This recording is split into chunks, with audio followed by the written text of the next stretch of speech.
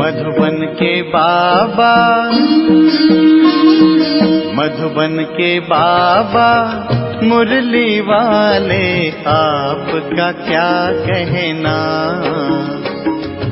आपका क्या कहना। ओम शांति। आज 14 नवंबर 2022 के साकार मधुर महावाक्य है। आज मीठे मीठे बाप दादा बोले, मीठे बच्चे, श्रीमत पर चल, स्वच्छ शुद्ध बन, धारणा कर, फिर युक्त युक्त सेवा करनी है। अहंकार में नहीं आना है, शुद्ध घमंड में रहना है। बाबा कहते, मीठे बच्चे, श्रीमत पर चल, स्वच्छ शुद्ध बन, धारणा कर, फिर युक्त युक्त सेवा करनी है। अहंकार में नहीं आना है, शुद्ध घमंड में रहना है। बाबा ने आज प्रश्न पूछा कि किस एक बात के कारण बाप को इतनी बड़ी नॉलेज देनी पड़ती है, और उत्तर में बाबा कहते, गीता के रचयिता निराकार परमपिता परमात्मा को सिद्ध करने के लिए बाप तुम्हें इतनी बड़ी नॉलेज देते हैं। सबसे बड़ी भूल यह है जो गीता में पतित पावन बाप की जगह श्री कृष्ण का नाम डाला है। इसी बात को सिद्ध करना है, इसके लिए भिन्न भिन्न युक्तियां रचनी हैं। बाप की महिमा और श्री कृष्ण की महिमा अलग अलग बतानी है। मुरली का गीत है, मरना तेरी गली में, जीना तेरी गली में। ओम शांति। बच्चों ने गीत सुना, कहते हैं आए हैं तेरे दर पर जीते जी मरने के लिए। तो किसके दर पर आए? फिर भी यही बात निकलती कि अगर गीता का भगवान श्री कृष्ण को कहे तो ये सब बातें हो ना सके। वह है सतयुग का प्रिंस। गीता श्री कृष्ण ने नहीं सुनाई, गीता परमपिता परमात्मा ने सुनाई। सारा मदार इस बात पर है, एक बात को समझ जाएं तो भारत के जो जितने शास्त्र हैं सब झूठे सिद्ध हो जाए। यह है सब भक्ति मार्ग के, इनमें कर्मकांड, तीर्थ यात्रा, जप तप आदि की कहानियां लिखी हुई हैं। भक्ति मार्ग में तुम इतनी मेहनत करते आए हो, वह तो दरकार ही नहीं। यह तो सेकंड की बात है। सिर्फ यह एक बात सिद्ध करने के लिए भी बाप को कितनी नॉलेज देनी पड़ती है। प्राचीन नॉलेज जो भगवान ने ही दी है वही नॉलेज है।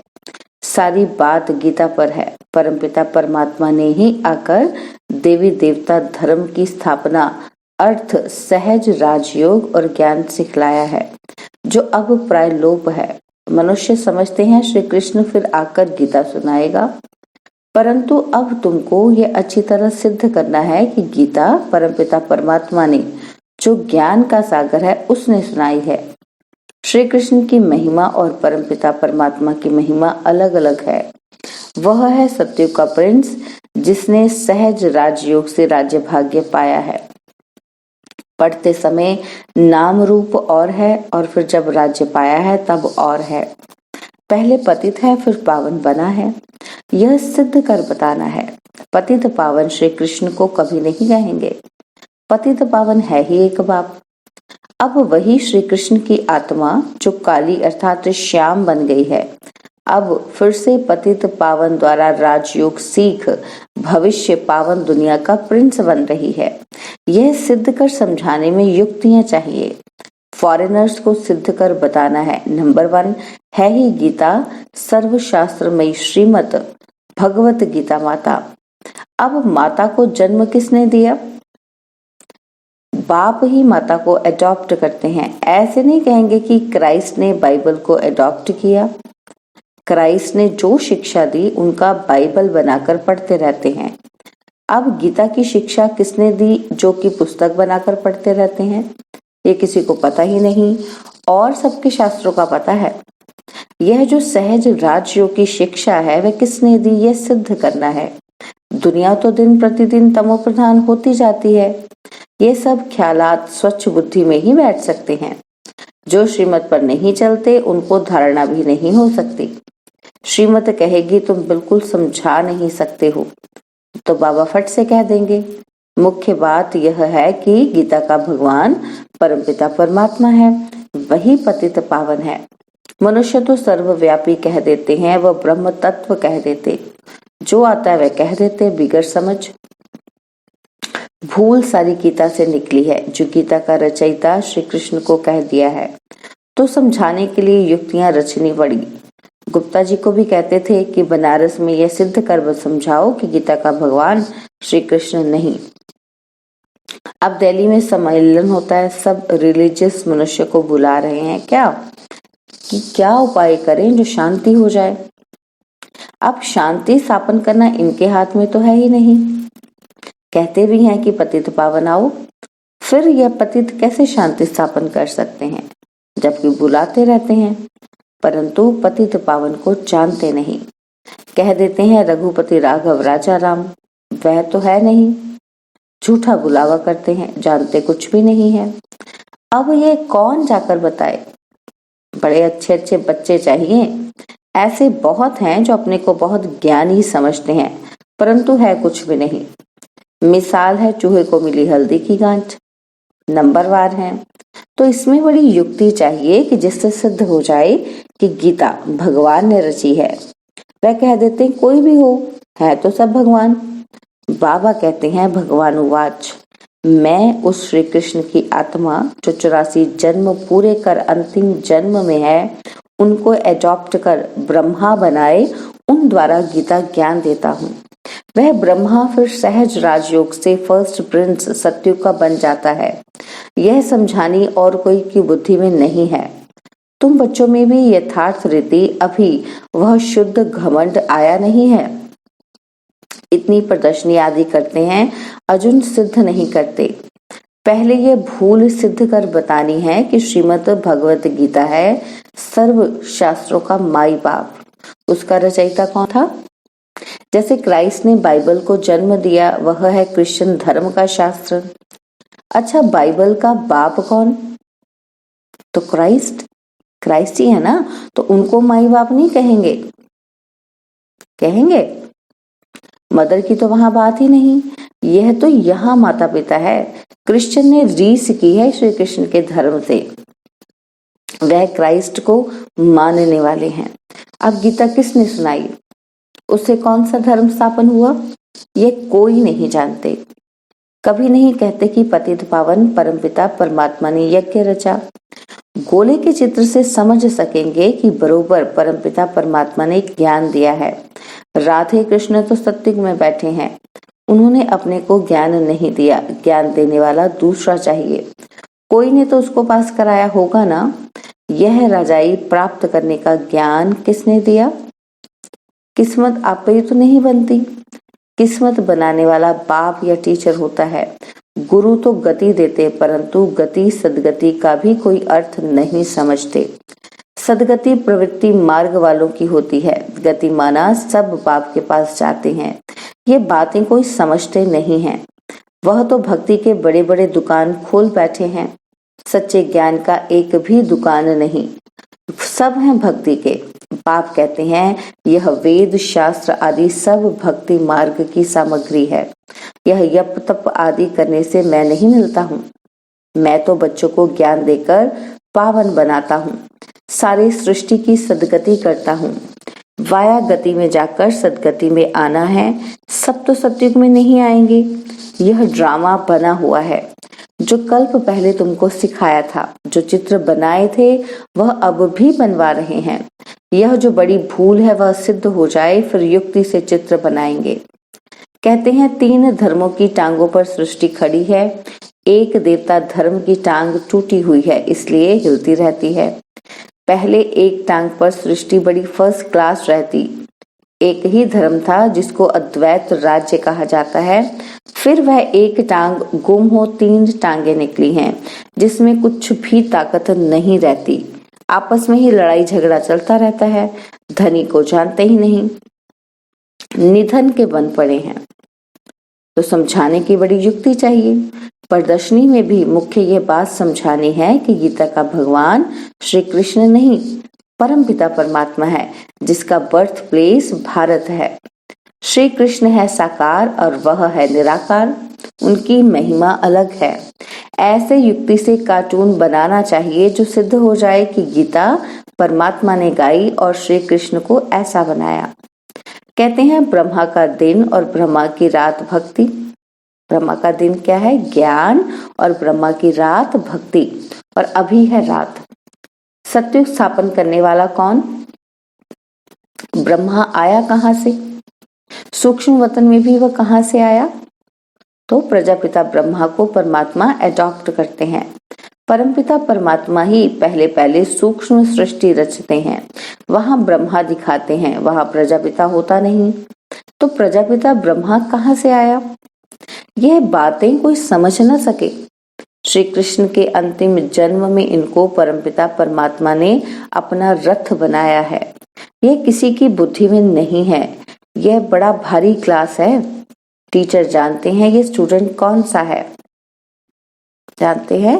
तो क्या बाप नहीं समझते होंगे? लौकिक टीचर को भी पता चल जाता कि कैसा है स्टूडेंट, तो बाप नहीं समझते होंगे। यह बेहद के बाप का बेहद का क्लास है। यहाँ की बात ही निराली है। शास्त्रों में प्रलय दिखाकर रोला कर दिया है। तुम जानते हो श्री कृष्ण ने गीता नहीं सुनाई, उसने तो गीता का ज्ञान सुनकर राज्यपद पाया है। तुमको सिद्ध कर बताना है कि गीता का भगवान निराकार शिव है, उनके गुण यह हैं।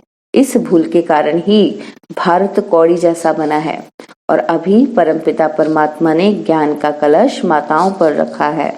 माताएं ही स्वर्ग का द्वार खोलती हैं। ये सब बातें नोट कर समझानी चाहिए। भक्ति वास्तव में गृहस्थियों के लिए है। यह है प्रवृत्ति मार्ग का सहज राजयोग।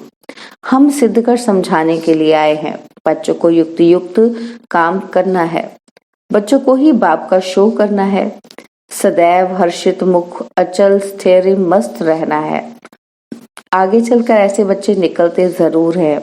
ब्रह्मा कुमार कुमारी वह जो 21 जन्म के लिए बाप से वर्षा दिलाए। कुमारियों की महिमा भारी है। मुख्य मम्मा है, वह ज्ञान सूर्य है। यह है गुप्त मम्मा यानी कि ब्रह्मा। तो इस राज को मुश्किल से ही कोई समझते हैं। मंदिर भी उस मम्मा के हैं। इस गुप्त बूढ़ी मम्मा का कोई मंदिर नहीं। यह माता पिता कंबाइंड हैं। श्री कृष्ण तो सत्य का प्रिंस है। गीता के भगवान की महिमा अलग है। वह पतित पावन लिबरेटर गाइड है। तो परमात्मा की महिमा बिल्कुल अलग है। एक कैसे हो सकते हैं? मुख्य बात ही यह है कि गीता किसने सुनाई? वेद शास्त्र आदि सब गीता के बाल बच्चे हैं, और सब भक्ति की सामग्री है। ज्ञान मार्ग में कुछ होता नहीं। अच्छा, मीठे मीठे सिकिलते बच्चों प्रति माता पिता बाप दादा का याद प्यार और गुड मॉर्निंग। रूहानी बाप की रूहानी बच्चों को नमस्ते। हम रूहानी बच्चों की रूहानी बाप दादाजी को दिलवा जान सिकवा प्रेम से नमस्ते। ओम शांति। प्यारे बाबा, मीठे बाबा, मेरे बाबा, शुक्रिया बाबा, शुक्रिया बाबा, शुक्रिया बाबा। धारणा के लिए मुख्य सार है। पहला पॉइंट, हर काम बहुत युक्त युक्त करना है। हर्षित मुख, अचल स्थिर और ज्ञान की मस्ती में रहकर बाप का शो करना है। सेकंड पॉइंट है, ज्ञान की नई और निराली बातें सिद्ध करनी है। बाबा ने आज वरदान दिया कि शांति की शक्ति द्वारा असंभव को संभव करने वाले योगी तू आत्मा भव। शांति की शक्ति द्वारा असंभव को संभव करने वाले योगी तू आत्मा भव। शांति की शक्ति सर्वश्रेष्ठ शक्ति है, और सभी शक्तियां इसी एक शांति, इसी एक शक्ति से ही निकली हैं। साइंस की शक्ति भी इसी शांति की शक्ति से निकली है। शांति की शक्ति द्वारा असंभव को भी संभव कर सकते हो। जिसे दुनिया वाले असंभव कहते, वह आप योगी तो आत्मा बच्चों के लिए सहज संभव है। वह कहेंगे परमात्मा तो बहुत ऊंचा, हजारों सूर्य से तेजोमय है, लेकिन आप अपने अनुभव से कहते कि हमने तो उसे पा लिया। शांति की शक्ति से स्नेह के सागर में समा गए। और स्लोगन है, निमित्त बन निर्माण का कार्य करने वाले ही सच्चे सेवाधारी हैं। निमित्त बन निर्माण का कार्य करने वाले ही सच्चे सेवाधारी हैं। ओम शांति। तो आज माता ईश्वरी जी के भी अनमोल महावाक्य सुनेंगे। तो आज मातेश्वरी जी समझा रही हैं। पहला पॉइंट जो है, आत्मा और परमात्मा अलग रहे बहुकाल, सुंदर मेला कर दिया जब सतगुरु मिला दलाल। तो जब अपन यह शब्द कहते हैं तो उसका यथार्थ अर्थ है कि आत्मा परमात्मा से बहुत काल से बिछुड़ गई है। बहुत काल का अर्थ है बहुत समय से आत्मा परमात्मा से बिछुड़ गई है। तो ये शब्द साबित करते हैं कि आत्मा और परमात्मा अलग अलग दो चीज हैं। दोनों में आंतरिक भेद है, परंतु दुनियावी मनुष्यों को पहचान ना होने के कारण वो इस शब्द का अर्थ ऐसा ही निकालते हैं कि मैं आत्मा ही परमात्मा हूँ। परंतु आत्मा के ऊपर माया का आवरण चढ़ा हुआ होने के कारण अपने असली स्वरूप को भूल गए हैं। जब वो माया का आवरण उतर जाएगा फिर आत्मा वही परमात्मा है। तो वो आत्मा को अलग इस मतलब से कहते हैं और दूसरे लोग फिर इस मतलब से कहते हैं कि मैं आत्मा सो परमात्मा हूँ। परंतु आत्मा अपने आप को भूलने के कारण दुखी बन पड़ी है। जब आत्मा फिर अपने आप को पहचान कर शुद्ध बनती है तो फिर आत्मा परमात्मा में मिलकर एक हो जाएंगे। तो वो आत्मा को अलग इस अर्थ से कहते हैं। परंतु अपन तो जानते हैं कि आत्मा परमात्मा दोनों अलग चीज हैं। ना आत्मा परमात्मा हो सकती है और ना आत्मा परमात्मा में मिलकर एक हो सकती है, और ना फिर परमात्मा के ऊपर आवरण चढ़ सकता है। और दूसरी समझानी क्या है कि वास्तव में हर एक मनुष्य यह चाहना अवश्य रहती है कि हमको मन की शांति प्राप्त हो जावे, इसलिए अनेक प्रयत्न करते आए हैं, मगर मन को शांति अब तक प्राप्त नहीं हुई। इसका यथार्थ कारण क्या है?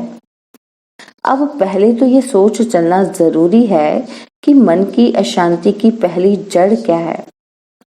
मन की अशांति का मुख्य कारण है कर्म बंधन में फंसना।